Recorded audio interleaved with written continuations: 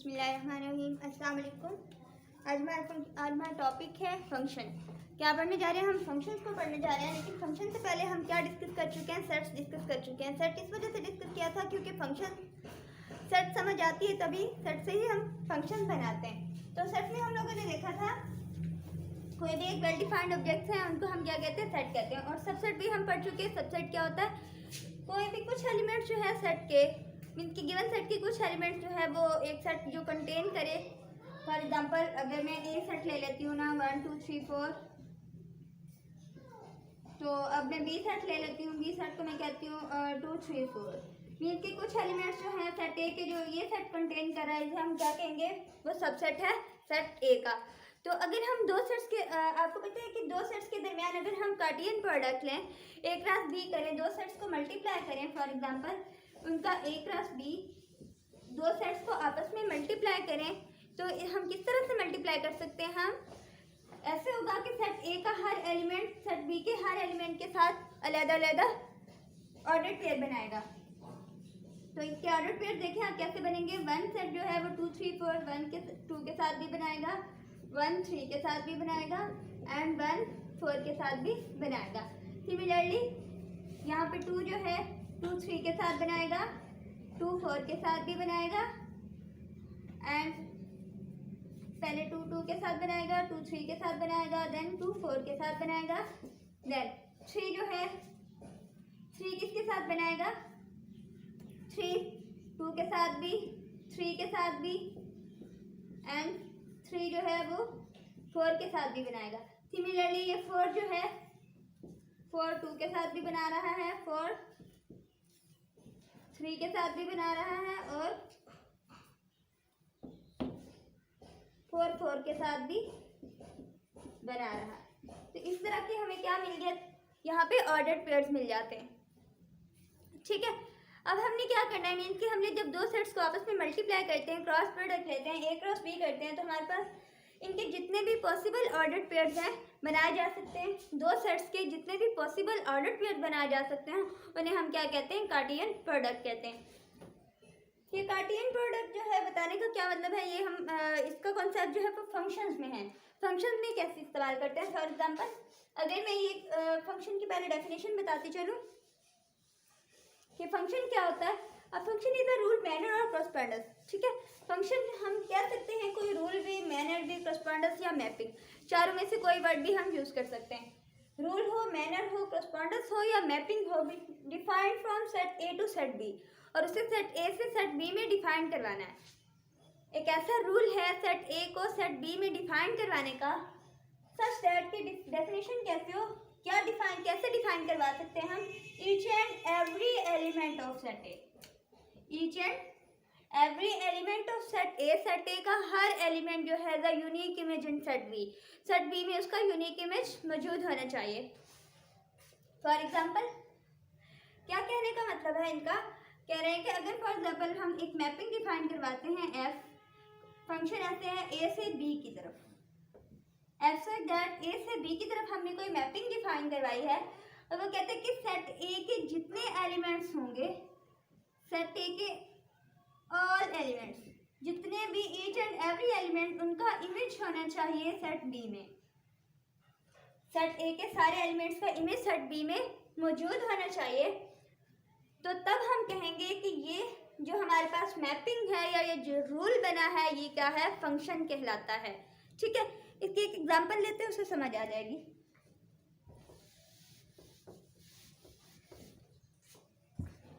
अब देखें आपके सामने मैं एक एग्जांपल रखती हूँ। इसको मैं सेट ए कह लेती हूँ, इसको मैं सेट बी कह लेती हूँ। इसके एलिमेंट्स 1 2 3 ले लिए, इसके एलिमेंट्स मैंने ए बी एंड सी ले लिए। इन पे मैंने कोई भी एक मैपिंग डिफाइन करवाई है, मतलब इसमें मैपिंग कोई भी डिफाइन करवाई है, तो उसकी मैपिंग के रिजल्ट में मुझे क्या मिला है? ए के लिए 1 के लिए मुझे इसका इमेज ए मिल गया, 2 के लिए मुझे इसका इमेज बी मिल गया, 3 के लिए मुझे इसका इमेज सी मिल गया।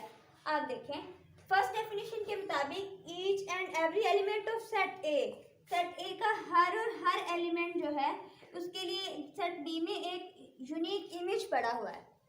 हर सेट ए के हर हर एलिमेंट के लिए हमारे पास सेट बी में एक इमेज मौजूद है। इसका क्या मतलब हुआ कि हमारे पास पहली कंडीशन जो थी each and every element of set A वो भी फुलफिल है, has a unique image in set B, वो भी सेकंड कंडीशन भी फुलफिल है। इसका क्या मतलब है, हमारे पास जो फंक्शन होता है ना, फंक्शन में जो डोमेन होती है, हम इसको क्या कहते हैं, फर्स्ट सेट जो है फॉर एग्जांपल इस तरह फंक्शन डिफाइन करवाते हैं ए से बी की तरफ। ये जो सेट ए है ये हमारे पास क्या होता है, डोमेन होती है, और डोमेन का हर एलिमेंट जो है, हर एलिमेंट उसका एक यूनिक इमेज जो है वो बी में होना चाहिए। मतलब कि इसके जितने भी एलिमेंट्स हैं वो सारे के सारे मैप्ड हों। यहाँ पे ए का कोई एलिमेंट जो है वो बचा हुआ नहीं होना चाहिए, सारे के सारे एलिमेंट जो हैं वो मैप्ड होने चाहिए। ऐसे इसको हम क्या कहेंगे, ऐसी मैपिंग को या ऐसे रूल को हम क्या कहते हैं, फंक्शन कहते हैं। ठीक हो गया। अगर मैं आपके सामने एक और एग्जांपल रखूं, एक एग्जांपल ये रखती हूँ मैं,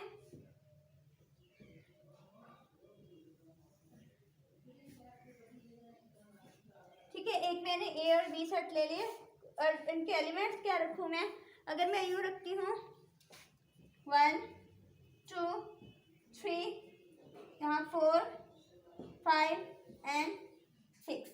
ठीक है, अगर मैं कहती हूँ कि मैं 1 को 4 के साथ मैप करवा दूँ, 1 को 4 के साथ मैप करवा दूँ, 2 को मैं 5 के साथ मैप करवाती हूँ और 3 को मैं मैप ही नहीं करवाती।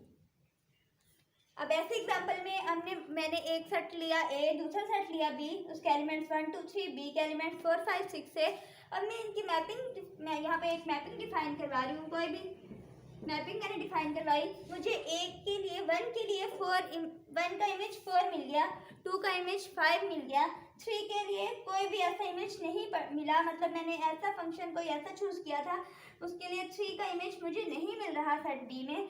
तो इसका क्या मतलब है कि यहाँ पे सेट ए का एक एलिमेंट रह गया है जो कि मैप नहीं हुआ, यहाँ पे एक एलिमेंट रह गया जो कि मैप नहीं हुआ।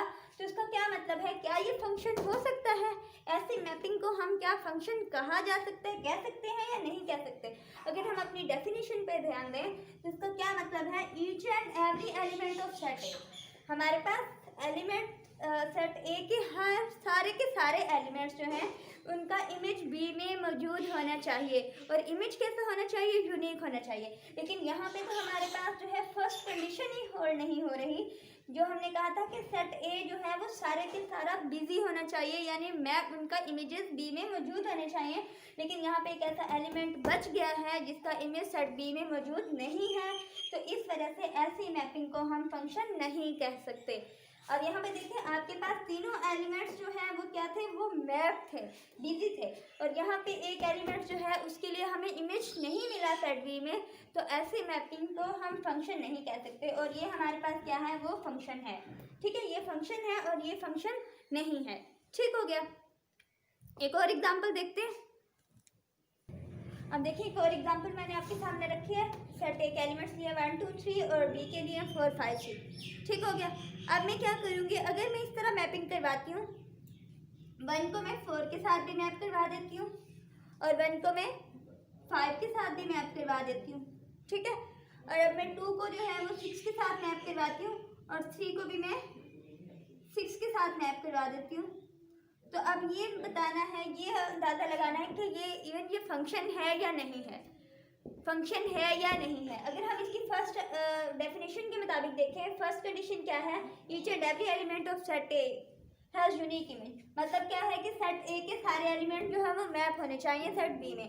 अब अगर आप सेट ए पे गौर करें तो सेट ए के हर एलिमेंट जो है वो क्या है, वो बिजी है यानी मैप है, वो दूसरे सेट में कहीं ना कहीं मैप हो रहा है। अब दूसरी बात ये देखनी है कि अच्छा पहली बात तो इसमें फुलफिल हो गई, दूसरी बात भी देखें कि क्या उसको यूनिक इमेज मौजूद है या नहीं। यूनिक इमेज देखने के लिए हम क्या करेंगे, अब देखें 1 के लिए इमेज 4, 1 के लिए इमेज 5, यानी 1 का order pair 1, order pair 4 and 1 with 5। ठीक है, अब यहाँ पे 2 जो है वो किसके साथ ऑर्डर पेयर बना रहा है, 2 का 6 के साथ और 3 का 6 के साथ। ये ऑर्डर पेयर्स जो है वो डिफरेंट बन रहे हैं, ऐसे ही है ना। तो क्या कहने का मतलब है कि अगर हमारे पास ये 4 जो है,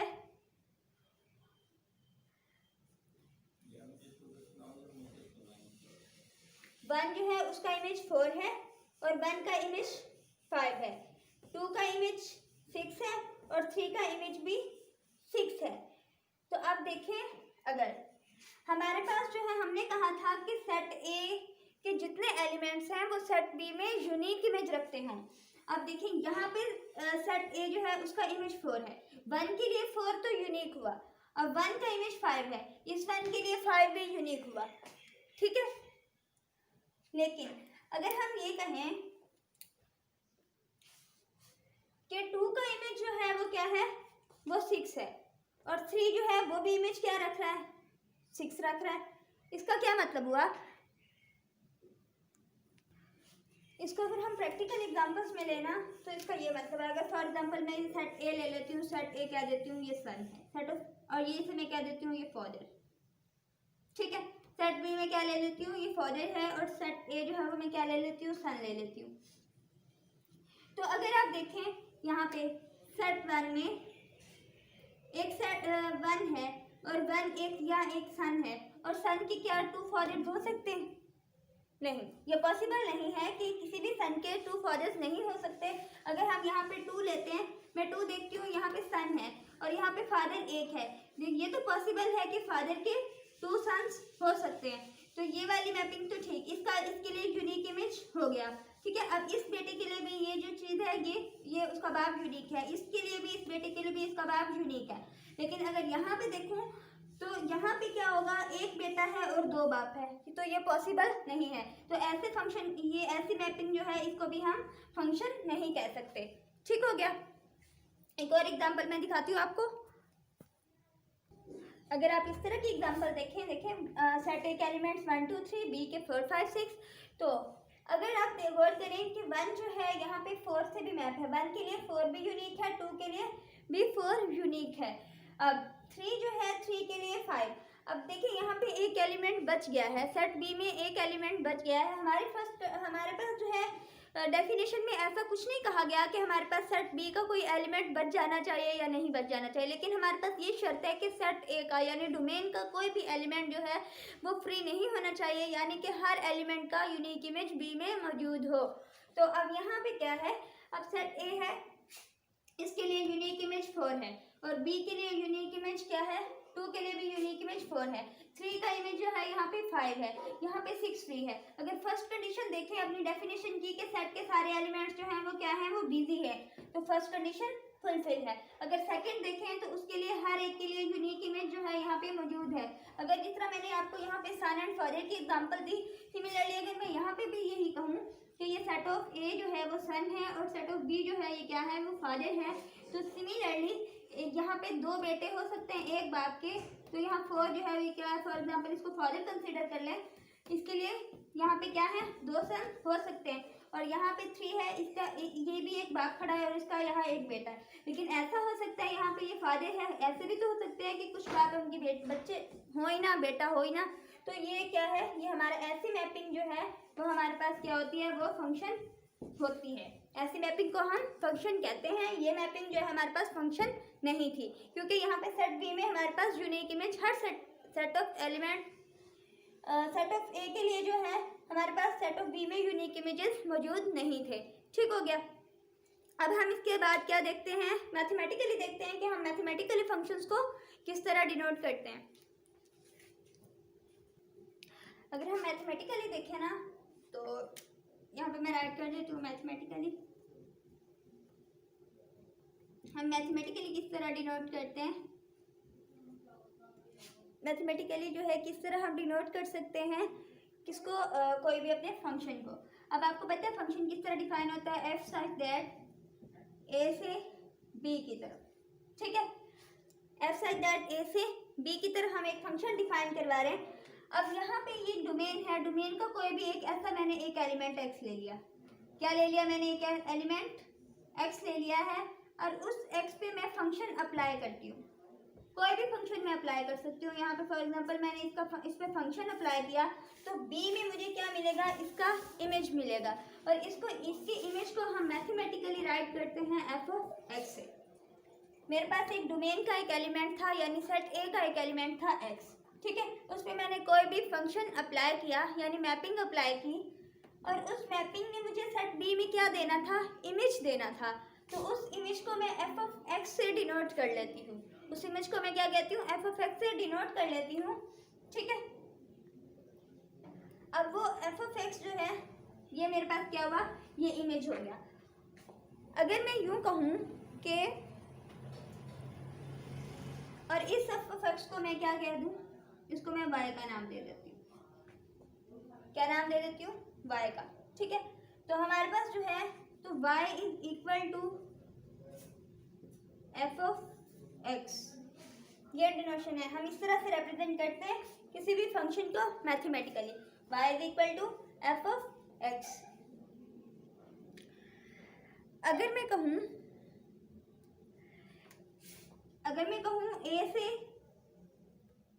ए से जो है, ए मैंने कोई भी डोमेन का एक एलिमेंट लिया है और वो मुझे क्या इमेज दे रहा है, वो मुझे इस पे मैंने फंक्शन अप्लाई किया यानी कोई मैपिंग अप्लाई की, वो मुझे एफ ऑफ ए का इमेज देगा। उस इमेज को मैं क्या नाम दे देती हूँ, बी का नाम दे देती हूँ, बी के इक्वल पुट कर लेती हूँ। तो इसका क्या मतलब है कि ए जो है ये कहाँ से होगा, हाँ आपको ये बात तो पता है ना कि हमारे पास हमेशा जो मैपिंग होती है यानी फंक्शन जब डिफाइन होता है वो दो सेट्स के दरमियान होता है। इसका क्या मतलब हुआ, ए जो है वो हमारे पास सेट ए में से आएगा और यहाँ पे ये जो बी है यानी एफ ऑफ एक्स है, यहाँ बी भी लिख सकते हैं, यानी एफ ऑफ एक्स जो है वो कहाँ से आएगा, वो सेट बी को बिलोंग करेगा, यानी इसको बी बिलोंग करेगा डी को। ठीक है, ये हमारी क्या हुई, मैथमेटिकल रिप्रेजेंटेशन हो गई। अब हम क्या देखते हैं, आपको एक और बात बताती जाऊँ कि एफ जो होता है ना हमारे पास फंक्शन, वो कलेक्शन होता है ऑर्डर्ड पेयर्स का। हमारे पास जो फंक्शन है वो ऑर्डर्ड पेयर्स की कलेक्शन को कहते हैं। और देखते हैं कैसी कलेक्शन, ये मैं रेस कर दूँ।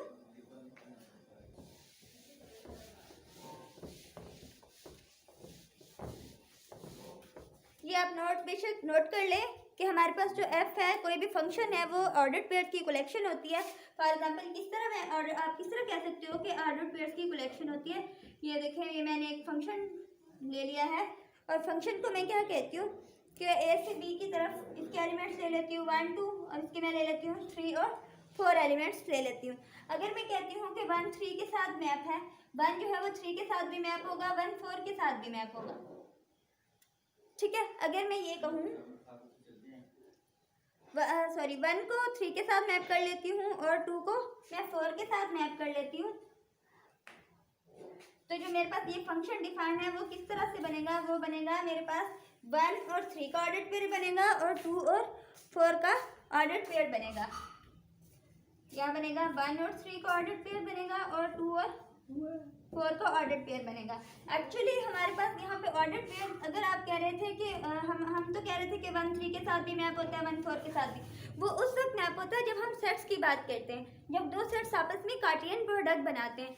मतलब जब अगर मैं एक रस बी करती ना, तो फिर मेरे पास 1 1 ऑर्डर पेयर 3 1 और 4, 1 और 4, 2 और 3 2 और 4 होता है, 2 और 3 एंड 2 और 4। मेरे पास ये है कार्टियन प्रोडक्ट इस किस्म का होता है, दो सेट्स के दरमियान जो कार्टियन प्रोडक्ट है वो ये है।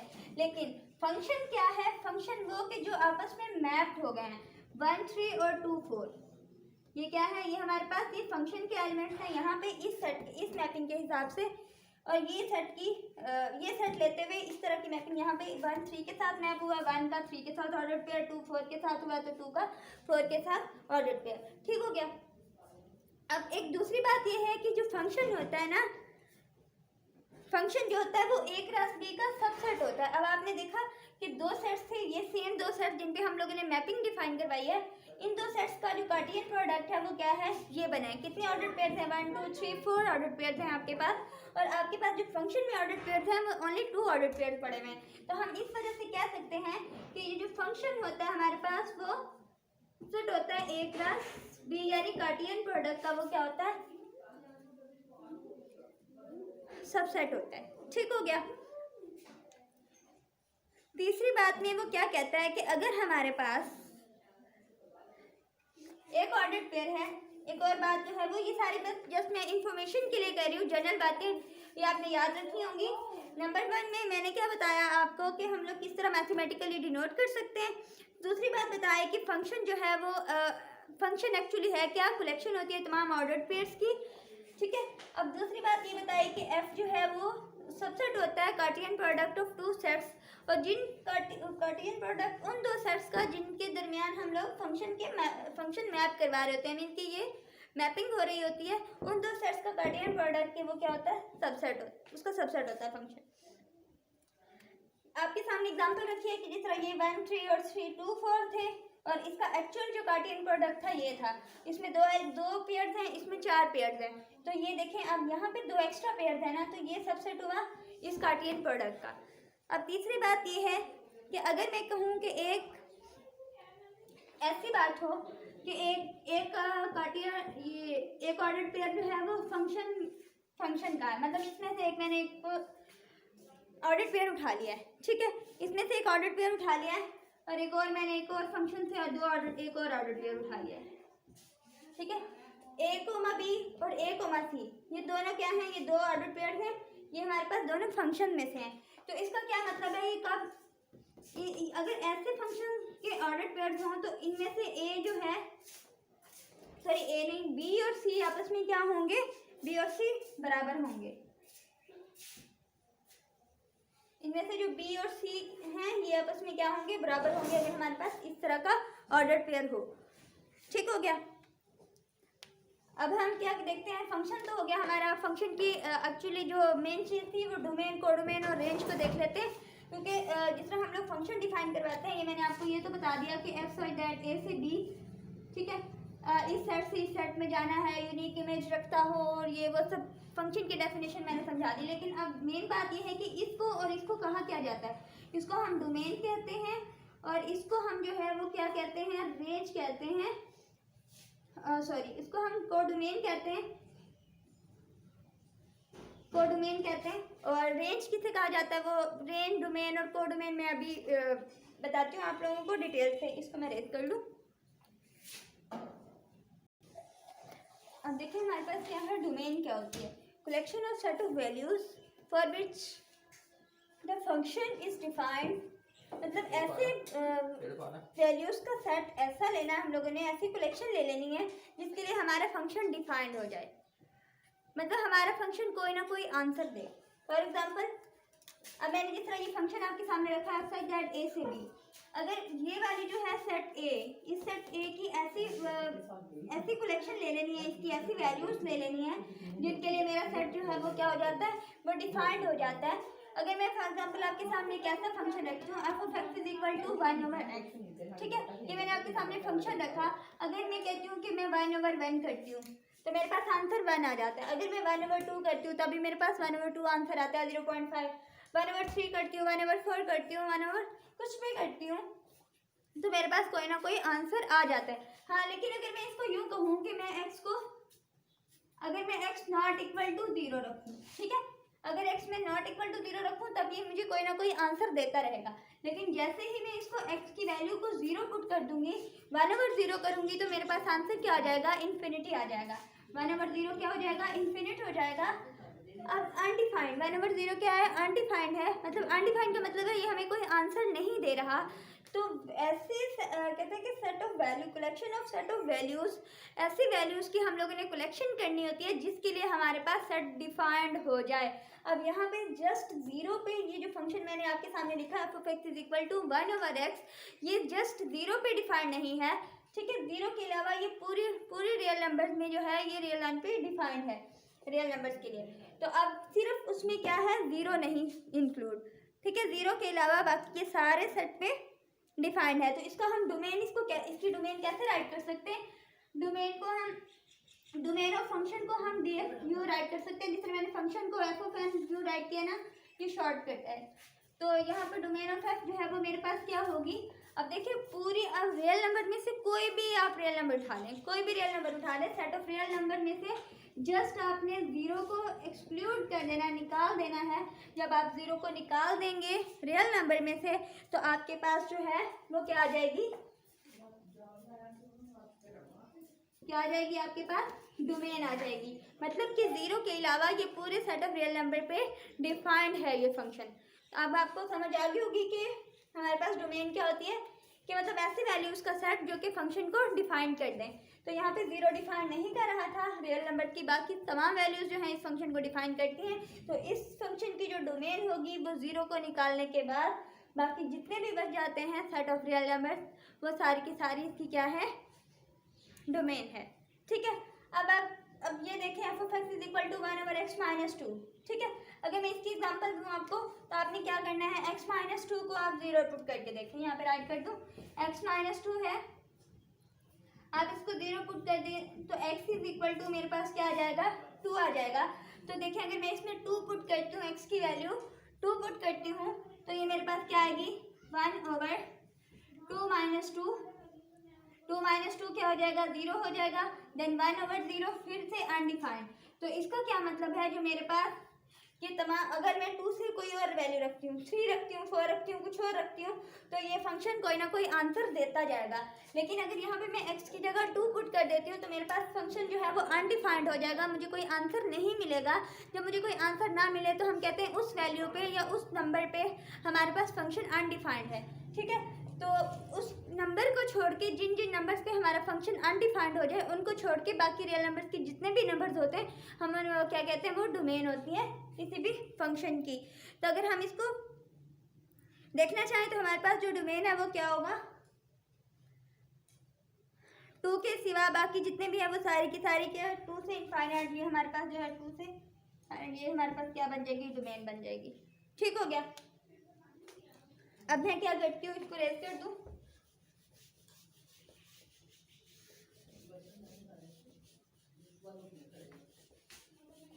अब हमारे पास जो है वो क्या होती है, कोडोमेन क्या होती है। कोडोमेन जो है ये तो उस पर डिपेंड करता है जो हमें फंक्शन पेपर में आए, पूछने वाला हमसे क्या पूछता है, क्या हमें डोमेन दे देता है। फॉर एग्जांपल हमारे पास जो है वो सेट बी की जितने भी एलिमेंट्स हैं ना, पूरे के पूरा सेट बी, वो हमारे पास डोमेन होता है। फॉर एग्जांपल अगर मेरे पास जो है वो क्या कहते हैं, एक सेट मुझे दिया हुआ उसमें 1 2 3 और बी सेट जो है उसमें मुझे क्या दिया हुआ 4 5 6। ठीक है, 4 5 6। अब ये जो है एक्चुअली देखने में ये मेरे पास क्या होगी, डोमेन होगी, और ये जो है मेरे पास ये क्या होगी, पूरा का पूरा सेट जो है वो रेंज होगी, सॉरी कोडोमेन होगी। ये सेट बी जो है वो मेरे पास क्या होगा, कोडोमेन होगा। ये डोमेन है और ये कोडोमेन है, मतलब कि हमारे पास जो सेट बी है वो क्या है, कोडोमेन होगा अगर ये फंक्शन हो ए से बी की तरफ। अब रेंज क्या है, रेंज क्या होती है, set of values used by function as per the domain. मतलब कि हमारे पास जो है डोमेन में जो जो एलिमेंट्स हैं वो दूसरे सेट बी में किन किन के साथ मैपिंग बना रहे हैं, किन किन के साथ जो है फंक्शन बना रहे हैं। हर डोमेन के लिए कोई एक यूनिक इमेज जो सेट बी में मौजूद होता है। ठीक है, अब हमें वो नहीं देखना कि कौन सा खाली है, हमने देखना है कि कौन से बिजी हैं। सेट बी में जितने भी बिजी एलिमेंट्स होंगे, यानी जो जो जिनका जो इमेज रखते होंगे इसका सेट ए का, तो वो होगा हमारे पास रेंज। मैं एक मिसाल देती हूँ आपको, एक एग्जांपल दे देखिए, आपके पास है अगर set A 1 2 3 A B C D. ठीक है, ये आपके पास सेट ए है, ये आपके पास सेट बी है। अगर मैं कहूँ ये मेरे पास डोमेन है, ये मेरे पास कोडोमेन है। ठीक है, अब मेरा 1 का इमेज जो है वो ए है, 2 का इमेज बी है, 3 का इमेज मेरे पास सी है। अब मेरे पास अगर मैं रेंज कोडोमेन देखती मैं तो कोडोमेन क्या था, ए बी सी डी, क्या था, सेट ए बी और सी और डी, ये सेट था। लेकिन अगर अब मैं रेंज देखूं तो रेंज में मैं वो वाले एलिमेंट्स लूंगी जो कि सेट ए के एलिमेंट्स के साथ मैप्ड हैं। ए बी और सी जो हैं वो क्या हैं, सेट ए के साथ इमेज बना रहे हैं, यानी मैपिंग बना रहे हैं।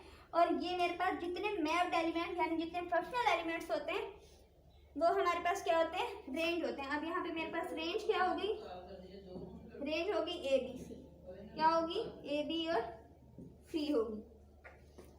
ठीक हो गया, ये हमारे पास क्या हुआ, रेंज, डोमेन एंड कोडोमेन भी हमने डिस्कस कर लिया।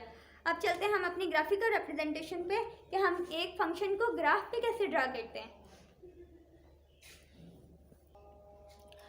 अब हम इसको ग्राफ में कैसे रिप्रेजेंट कर सकते हैं। हम लोगों ने हर तरह से फंक्शन की डिटेल पढ़ ली है, लेकिन अब ग्राफ में अगर हो तो हमें कैसे पता चलेगा कि ग्राफ जो है वो फंक्शन को रिप्रेजेंट कर रहा है या नहीं। तो अब देखते हैं कि हमारे पास फंक्शन के ग्राफ किस तरह के होते हैं। अगर फॉर एग्जांपल मैं लेती हूँ आपके पास, ये मैं ले लेती हूँ X axis and this is the Y axis. ये एक्स एक्सिस है मेरे पास, ये क्या है वाई एक्सिस है। अब मैं क्या करूँगी, एक ऐसी कर्व ले लेती हूँ, मतलब एक ये मैंने क्या ले ली, कर्व ले ली, यानी कोई भी एक ग्राफ बनाया। और अब मैंने देखना है कि हमारे पास जो है ऐसी लाइन जो कि वाई एक्सिस के पैरेलल हो, कोई भी लाइन जो वाई एक्सिस के पैरेलल हो और वो ग्राफ को सिर्फ एक ही सिंगल पॉइंट पे कट करे, तब हमारे पास जो बनने वाला ग्राफ है वो कैसा होता है, फंक्शन का ग्राफ होता है। फॉर एग्जाम्पल अब ये कर्व है, मैं कहती हूँ कि इस कर्व को मैं ठीक से बना, अगर मैं कहती हूँ कि ये मेरे पास एक कर्व है, ठीक है। अब मैं इसको यहाँ पे कट करती हूँ। अगर मैंने एक लाइन जो है वो parallel to Y axis draw की है, इसने इस कर्व को, इस फिगर को कितने पॉइंट्स पे कट किया, ओनली 1 पॉइंट पे कट किया। अगर मैं यहाँ पे कट करती हूँ तब भी इसने 1 पॉइंट पे कट किया, अगर मैं यहाँ पे कट करती हूँ तब भी 1 पॉइंट पे, यहाँ भी 1 पॉइंट पे।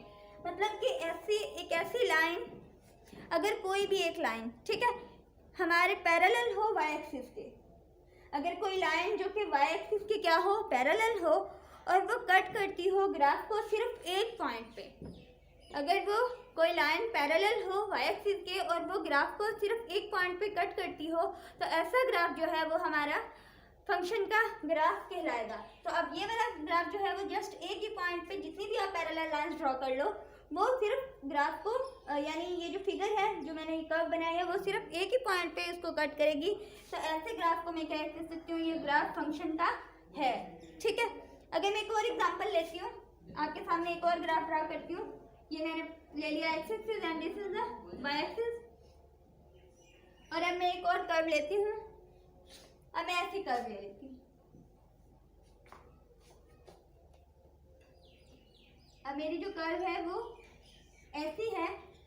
तो अब मैं क्या कहूँगी, अगर मैं अब इसके वाई एक्सिस के पैरेलल में एक लाइन ड्रा करती हूँ, वाई एक्सिस के पैरेलल में लाइन ड्रा करती हूँ, तो मैंने देखना है कि वो कितने पॉइंट पे कट करती है। अगर वो एक पॉइंट पे कट कर जाती है तो वो तो फंक्शन का ग्राफ हो गया, लेकिन अगर वो एक से ज़्यादा पॉइंट्स पे कट करती है, यानी 2 पॉइंट्स पे कट कर देती है, तो वो ग्राफ हमारा फंक्शन का नहीं होगा। तो आप देखें, अगर आप इस पर पैरेलल ड्रा करवाएं वाई एक्सिस के, तो ये देखें अब इसने किस पॉइंट पे कट किया है, एक इस पॉइंट पे भी कट कर दिया, एक इस पॉइंट पे भी कट कर दिया, ठीक हो गया।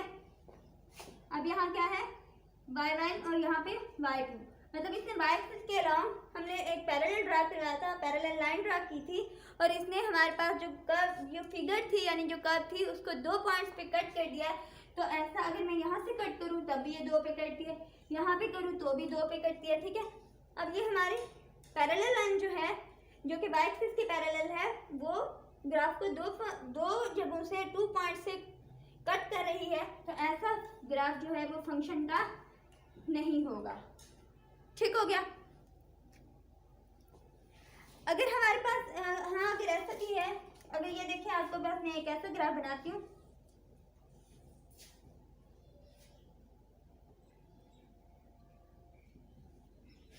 ठीक है, मैंने एक ऐसा ग्राफ बनाया। अगर मैं इसको करती हूँ कि मैं एक्स एक्सिस के पैरेलल एक लाइन ड्रा करती हूँ, एक्स एक्सिस के पैरेलल अगर मैं लाइन ड्रा करती हूँ, हाँ, अगर वो 1 से 2 जगहों पे भी काट जाती है, एक्स एक्सिस के अलोंग जो हम पैरेलल लाइन ड्रा करें वो एक से ज़्यादा पॉइंट्स पे, यानी 2 पॉइंट्स पे भी कट कर दे, तब भी कोई फर्क नहीं पड़ेगा, तब भी ऐसे ग्राफ को हम क्या कहेंगे, ये फंक्शन का ग्राफ है, ठीक हो गया।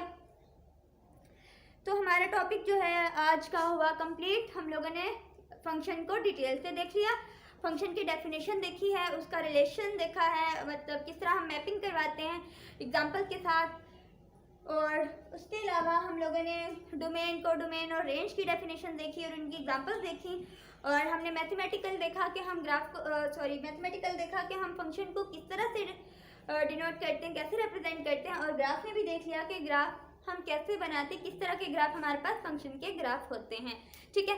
इंशाल्लाह नेक्स्ट लेक्चर में हम क्या डिस्कस करने वाले हैं, हम डिस्कस कर रहे हैं क्लासिफिकेशन करेंगे फंक्शंस की, इसमें हम पढ़ेंगे कि हमारे पास सब्जेक्टिव, इंजेक्टिव और बाइजेक्टिव फंक्शन कैसे होते हैं, ऑन टू, वन वन, ये सारे फंक्शन जो हैं हम इंशाल्लाह नेक्स्ट लेक्चर में डिस्कस करेंगे। इजाज़त दीजिए, अल्लाह हाफिज़।